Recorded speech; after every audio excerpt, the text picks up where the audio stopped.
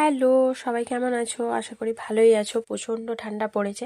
তারপর আমি সকালে উঠে ফ্রেশ ট্রেশ হয়ে রান্নাঘর চলে গেলাম। দিদি করছে চিড়ের পোহা, তারপর আমায় দিয়ে দিল। এরকমভাবে কে সস নাও বলো তো? আমি নিই, কারণ আমি জিনিস অপচয় করি না।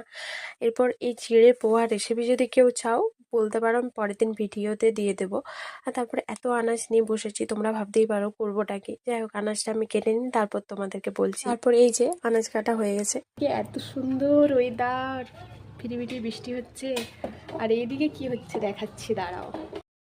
দেখো গরম গরম খিচুড়ি, কে কে খাবে চলে এসো। এই যে ম্যাডাম করছে, চলে এসো কে কে খাবে।